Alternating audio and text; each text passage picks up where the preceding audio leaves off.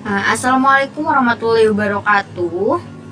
Kembali lagi teman-teman di video aplikasi jika aplikasi ya. Nah, di video kali ini akan membahas tentang percabangan satu kondisi. Nah, di sini saya itu sudah mencantumkan flowchart untuk percabangan satu kondisi. Nah, dimulai dari flowchartnya lalu ada inputan ya. Nah, yang selanjutnya ini nih, bagian terpentingnya itu adalah bagian kondisi. Nah, apabila si kondisinya itu benar, maka akan melakukan sebuah pernyataan. Nah, jika si kondisinya itu salah, maka program akan selesai.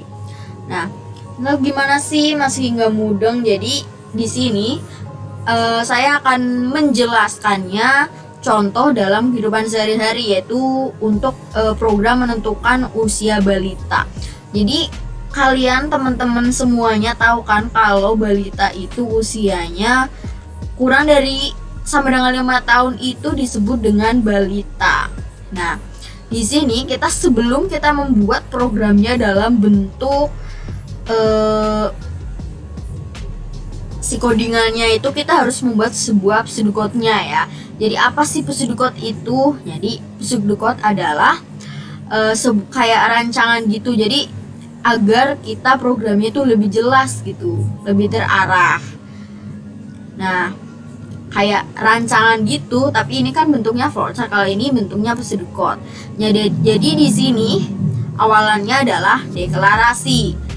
Nah, deklarasinya adalah yang kita butuhkan adalah variabel usia dengan tipe data integer, sama dengan ini ya, inputan.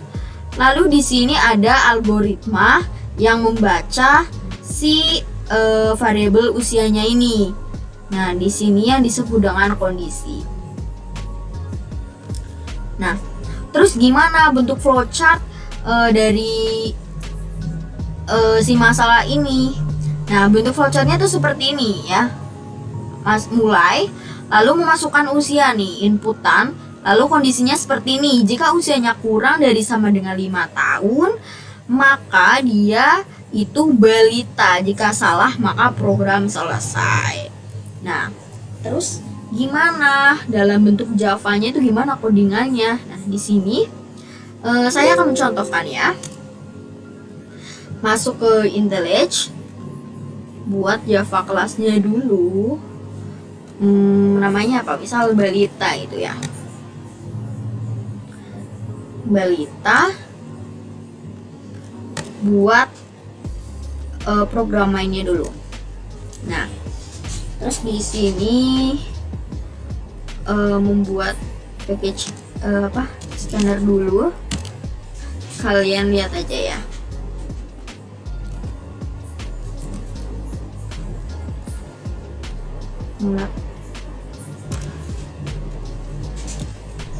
System.in.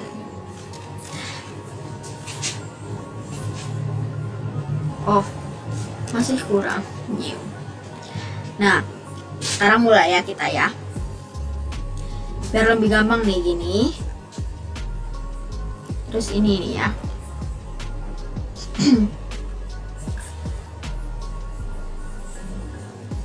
Nah, di sini kan pertama kita mulai udah, lalu kita memasukkan usia, berarti kita harus mendeklarasikan dulu ya, deklarasi untuk variabel usia.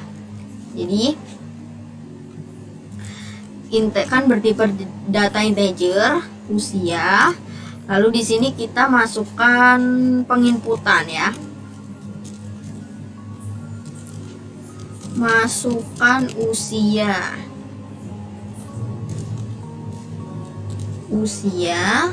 sama dengan in.nextIn. Setelah itu kita memasuki kondisi nih. Kondisinya itu, jika usia kurang dari sama dengan 5 tahun, maka dia itu balita. Jadi if usia kurang dari sama dengan 5, maka dia itu balita. Kalau tidak, sudah. Coba ya kita jalanin program kita.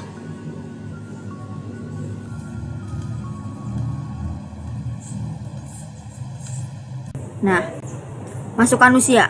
Misal usianya 3 tahun. Harusnya dia melakukan pernyataan atau output balita ya. Ya, benar, balita. Kalau usianya 6 tahun, nah dia tidak ada output apa-apa. Karena ini adalah percabangan satu kondisi. Nah, jadi itu yang namanya percabangan satu kondisi. Paham kan ya? Lalu, jadi dari yang tadi kita udah contohkan, di sini selanjutnya adalah definisi dari apa itu percabangan. Jadi percabangan itu adalah suatu logika yang mempunyai pola jika kondisi maka aksi. Nah, ketika suatu kondisi ini terpenuhi, maka suatu aksi akan dilakukan. Lalu ada analisa pada percabangan dari satu kondisi ya. Analisa yang pertama ada analisa kondisi. Jadi percabangan satu kondisi ini terdiri dari kondisi dan aksi. Dengan kondisi itu adalah ekspresi yang bernilai benar, dan aksi adalah instruksi yang akan dilakukan jika kondisi yang dipasangkan terpenuhi, dapat berupa ekspresi atau perintah dasar lain. Lalu analisa yang kedua adalah analisa kondisi tunggal.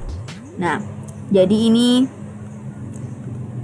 kayak dari ininya nih, kan ada kondisi aksi. Jika if kondisi then aksi-aksi. Seperti itu. Terima kasih, semoga kalian dapat mengerti dari video kali ini. Di video selanjutnya saya akan menjelaskan tentang contoh-contoh lain dari percabangan satu kondisi dengan bahasa Java ya. Oke, see you next time. Sampai jumpa di video selanjutnya. Bye.